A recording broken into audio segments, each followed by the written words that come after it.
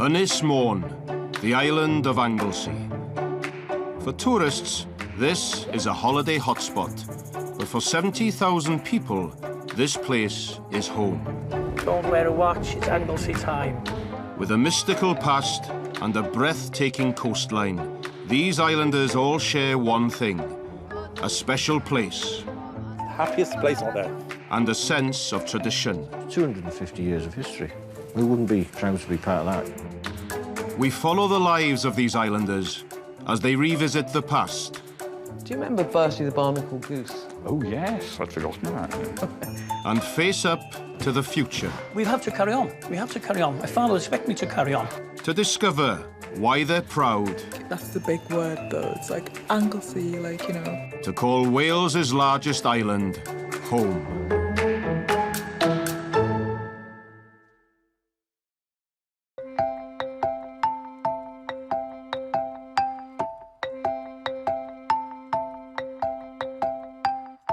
This is an ancient landscape. Relics of Anglesey's bygone past are dotted all over the island. Anglesey was the very last stronghold of the Druids in the whole of Britain. This was their last bastion. Let's go, Janice. And they're still here. Hello, Kim, how are you? Are you all right? Jolly good. Christopher Hughes works as a technician in a mortuary in Bangor. But aside from the day job, he's also head of the Anglesey Druid Order. Today, 4 days before Christmas, at the prehistoric burial site of Bryn Celli Ddu, he's celebrating an ancient Druid festival. We're celebrating the midwinter solstice today. Hiya, happy solstice! Normally I would be in something that looked slightly more elegant, but because the wind is roaring at 45 miles an hour and it's imminently going to pour down with rain, I'm wearing a waterproof cloak and a cream robe. The midwinter solstice was one of the ancient Druids' main celebrations. Today, Chris is following in their footsteps, but perhaps in more soggy conditions. You weren't joking when you said there was water. Shocking. My job is MC, if you like, or Master of Ceremonies, in the true sense of the word, to lead the ceremony, but then I'm not the only participant. There is a television crew directly opposite me. Fear not, they're here to film me. Feel the ground beneath your feet, the dampness of the soil, and take one deep breath with the land beneath your feet. The winter solstice is one of the 8 big festivals in the Druid calendar, and these Anglesey Druids are celebrating, as their island forefathers did, the strengthening of the sun with the passing of the year's shortest day. Now tilt your chin skyward and take one deep, great breath with the skies above your head. This is the time of hope and light, love, glad tidings to the world. All of the things that you may associate with secular Christmas are imbued into this ceremony. So people are joyful that the winter will come to an end, the sun will become stronger, and spring will come. Over 100 people have come to this year's ceremony. May it bring you light. It never ceases to amaze me that so many people want to come here for the love of a place. It's not just for the love of what we do, it's also for the love of this place, of this island. There's a magic here, a tangible magic here, and a history that they can see. Happy solstice! Anglesey was so important. It was such a threat to the Empire of Rome that Suetonius Paulinus was sent here by Julius Caesar to take care of the Druids. And we know that Tacitus recorded what happened on the banks of the Menai Straits when the Druids were slaughtered. So the Romans may think that they have won, but we're still here. And those still here get to live, work and play in 270 square miles of stunning scenery.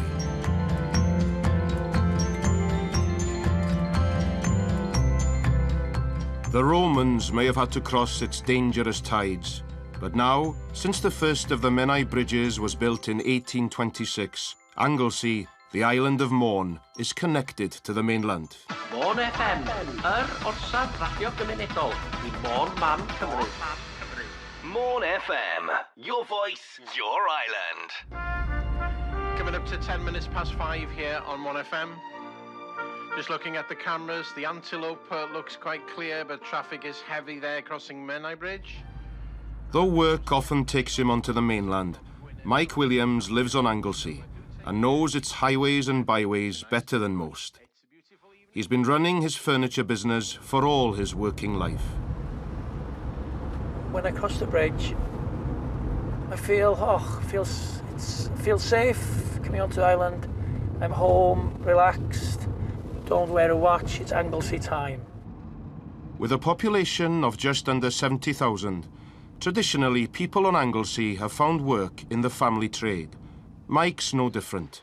His furniture business was founded by his father nearly 60 years ago. People do tend to say I'm a bit of a chip off the old block, so I don't know if it's a good or bad thing really, but there we are, I can't get away from it, so whatever I do, it's in my genes. But with his late father no longer here, Mike's now the sole man in charge, and the only one left to battle a disaster that nearly destroyed the business.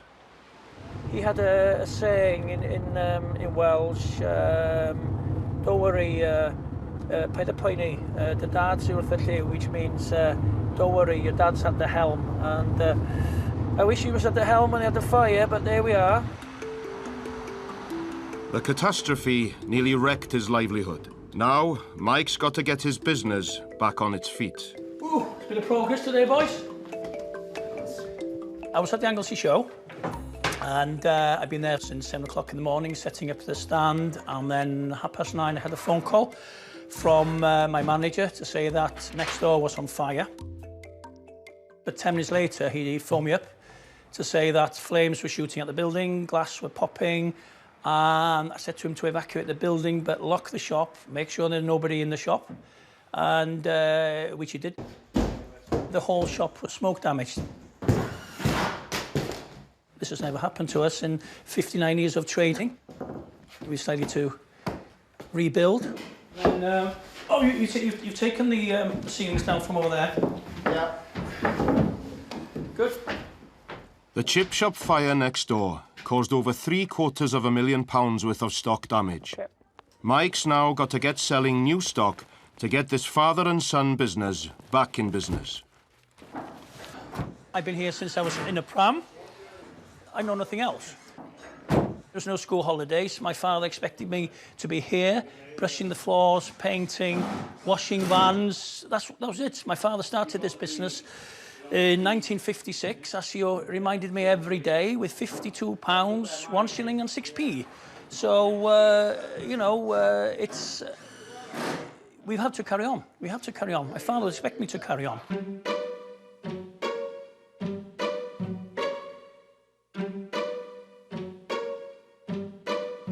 Mike's shop is in Llangefni, the second largest town on the island, home to around 5,000 people.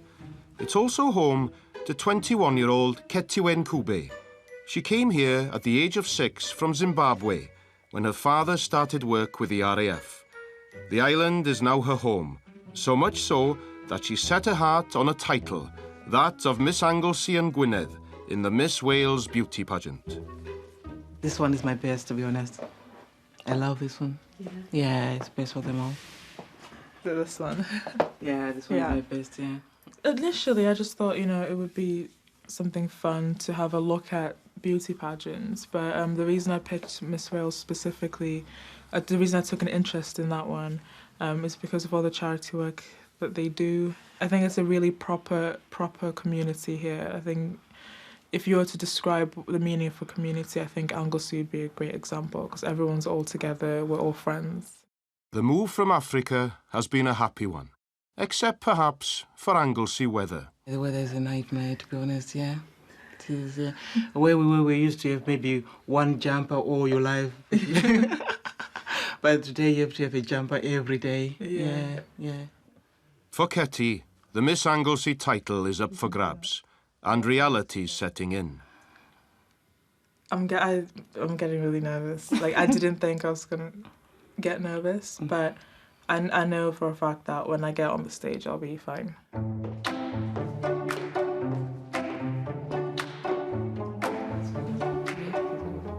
Let me get my heels and give it a try. You never know. Let's do it. My mum is going to get her heels on and she's gonna try the walk. See how it goes. I don't think I've ever seen her do the walk. Just relaxed.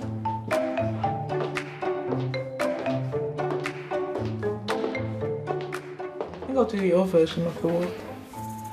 Your low's different.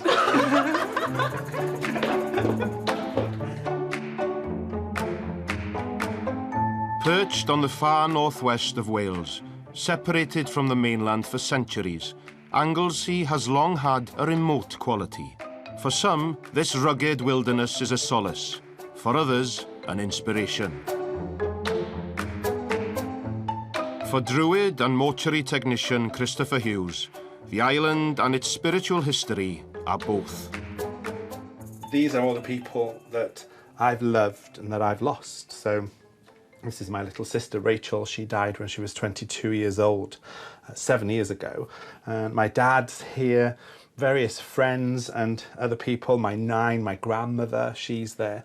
And as far as I'm concerned, they're a part of my story as much as I was a part of their story. The memory of all these people who have lived and loved and fallen and grazed their knees and cried and had fabulous Christmases and summer holidays, and they inspire me as well. Without them, I'm almost nothing, I suppose.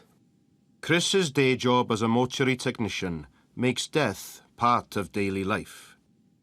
I work for Her Majesty's Coroner, so I care for the deceased of whichever area I'm called to work in, whichever part of the country I'm called to work in. But I also care for the bereaved as well, who are acutely bereaved. Now that's a very fickle, highly emotional state that people find themselves within without any warning whatsoever. So generally when they receive that news that somebody has died either tragically or by accident or any other means, I'm almost the next person that they see. I consider that my professional life inspires and informs my spiritual life. The bottom of my world fell out when Rachel died. Your heart explodes into a red mist, and you just hope that one day when it falls that something will be there to catch it. And of course it is eventually. Grief, it settles, it finds a home within you somewhere, and then it becomes assimilated into the process of living. We live, and by living we honour those who've gone before. And I always try and consider that what is remembered lives.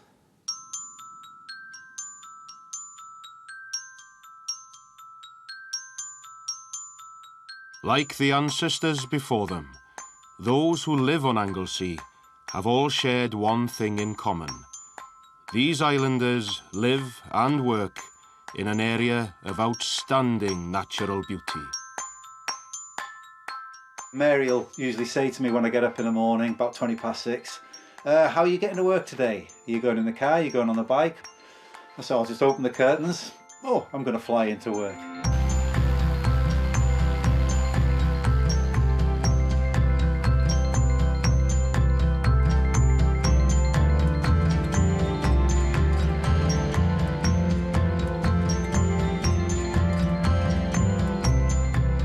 Paul Cox is an overseer for the Royal Navy in Holyhead Boatyard, 10 miles away from his home in Gwalchmai. Now spring is here. When the weather's right, this is his commute to work. My wife sometimes says, you know, it takes you quite a while sometimes to set yourself up. Is it really worth it? And every time I'm up there, you say, oh, yes, it is. It certainly is.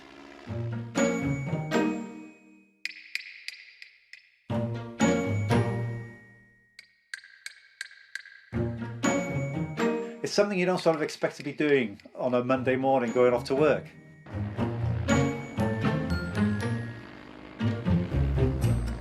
In a way it is like surfing. You're there and you're riding the wave to a point. Obviously I'm not in it, but you're just riding on the wave and you just go with it.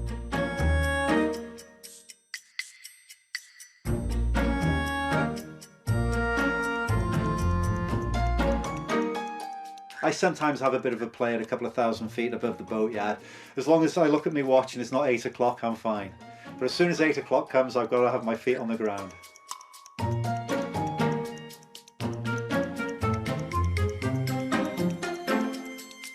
Once I land, I usually just fold up the wing, walk into the yard, go to my office, unhook myself from the paramotor, put that into the side of the office, get my shirt and my trousers on, put my shoes on, and power up the computer, and I'm ready for work. That's my usual start to the day. But there's definitely no better way to go to work. 15 miles away in Llangefni, another islander is also aware of what the place has to offer. For Ketty, it's an affinity with a native country that makes it so important to represent her island. Sort of like in Africa, you know, people see each other as family members, you know. People that they don't even know, if you walk past them in the street, you always just speak to them like you've known them for ages, like, how are you, how's your family, you know, everything like that.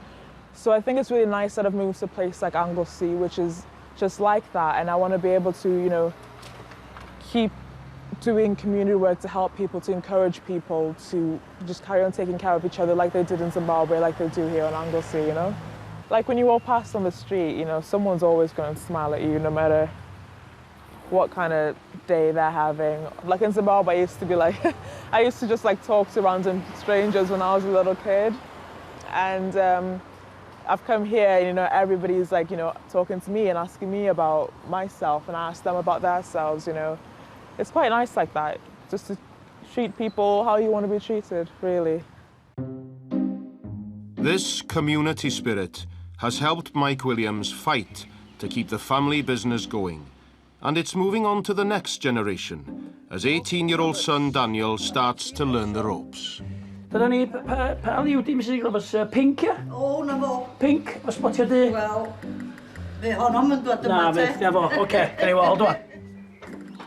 It's nice to see father and son working together, te. It is, yes. Yeah. To be honest, But you know, the staff are wonderful there, Dad. his father was a gentleman, and I'll be honest with you, Michael is of the same mould. Through the aftermath of the fire, the people of Anglesey have carried on buying. Nes i glwch chi dweud panad? Yeah. Ar gwefach chi? Chi orffan, te. A chi? When you finish, te. He's fighting back, and he owes it to his island customers. The people of Anglesey have rallied round, they've helped me, and they've kept my business going. And they didn't want me to fail. With its 130 miles of coastline, it's no surprise that Anglesey people have often had a close affinity with the sea. For centuries, ships have passed close to its northern shores en route to Liverpool. The journey from Anglesey to the Mersey has always been one of fast tides and shifting sandbanks.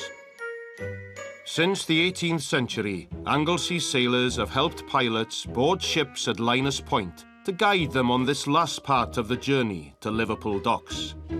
Pilots still board at Amlwch Port today, but where there were pilot boats aplenty, now things are different. But one man is striving to keep things afloat, in more ways than one. Rob Holloway does two jobs to try and carry on this old island tradition. Still having to do another job to help things out, but yeah, we're getting there. Apart from running his framing business, he's one of the last two left on the island who ferry pilots onto waiting tankers. So the pilots will come down here. It's always been known as we've just got that little bit of shelter in the horseshoe. Let me show you on the map there.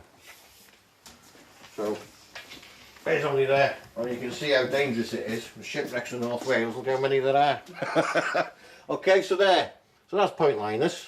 There's Amlwch, and this is usually the area we operate. So if you think now, you've got strong southerly, southwesterly gales, so that's obviously coming from the south, southwesterly, even due west. This area here, you can get the ships close enough in, you've got plenty of shelter. So that there's no, you know, the waves obviously won't be as big as further out to sea. So that we can safely get a pilot on board, and then he can get that ship into Liverpool and discharge its cargo. It's an unpredictable job with unpredictable hours, and today's no exception. So we definitely got the Aberdeen. She's an oil tanker. It's a fairly regular one. What time will you be back, do you know? Yeah. Don't know, love. One of them. Yeah, there might be fog, there might not be. Okay. We've got the one, as far as we know, but there might be more, so you know the score. Okay. The usual, put your tea on a plate. Yes, stick it on the plate. I'm using the dog when it gets thirsty. Okay. Dogs are better fed than you, aren't they, sometimes? At the Miss Wales competition in Port Talbot, rehearsals are underway, and Ketty's feeling the pressure.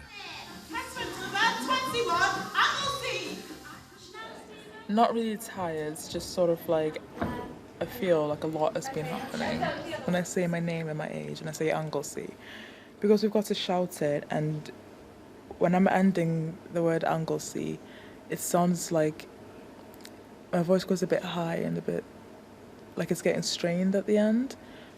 But I want it to be like, that's the big word though. It's like Anglesey, like, you know, that's where I'm from and I'm happy to be here representing it. So I don't want to... Do you know what? I'll just say it. It doesn't matter. If my voice sounds bad, then oh well.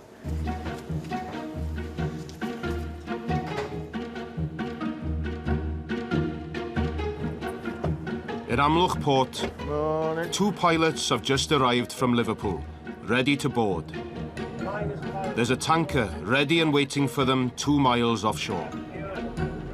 Control, morning, Graham. Yeah, good morning to you. That's us outbound towards the tank. We've got to get him out to the ship, and that ship has got to get the tide. If it misses the tide, you're looking at humongous costs, sometimes like £15,000 an hour. It's going to cost, so if it, you know, times 12, that's a lot of bucks until it gets in at the next tide. The Liverpool pilotage service on Anglesey has been running since 1766, but now with far fewer crew than before. Only 2. Me and Graham were the last ones. Me and Graham are supposedly the 2 ancient mariners. 250 years of history. We wouldn't be glad and proud to be part of that, you know. We obviously got to do it as quick as we possibly can.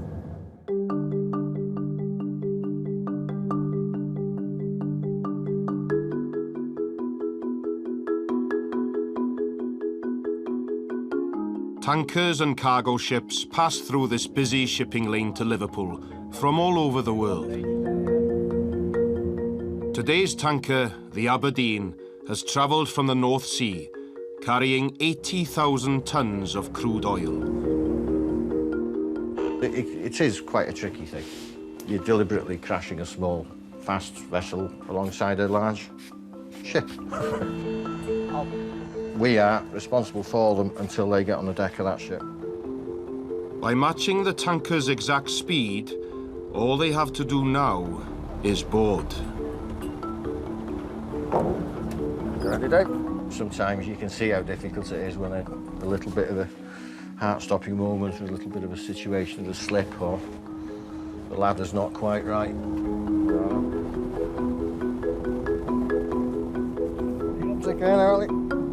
I think the limit is 9 metres, but the guys have to go up a rope ladder, certainly on the big tanks and some of the box boats. And if that ship is rolling as well, and it's freezing cold, pouring rain, you know, your hands are numb, you could quite easily end up in a mishap.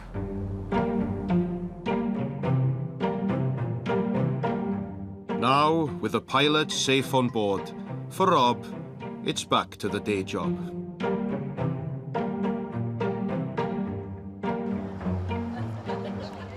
In Port Talbot, for Ketty, the moment of reckoning is nearly here.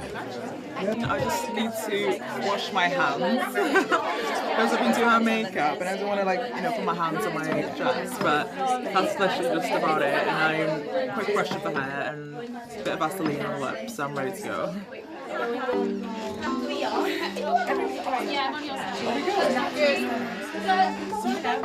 way are we going? With a swing. Laura. No, we're having a pep talk. Oh. We're having a pep talk.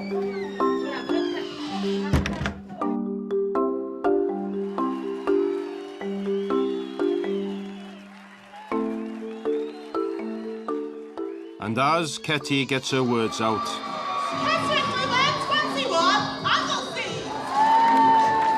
she wins the title of Miss Anglesey and Gwynedd. Now, there's a new job on the horizon.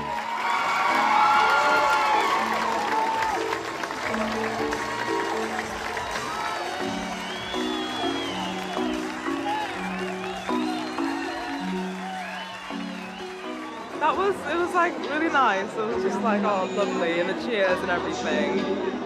I feel great, and I think it's time to start doing some work on Anglesey now, see what we can do.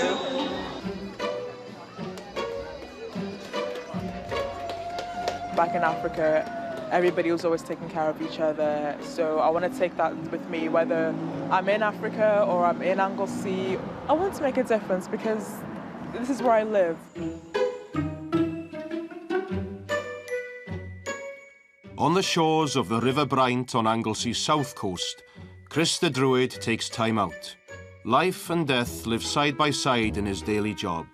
Here, he gets to celebrate a Druid's connection with the cycle of life.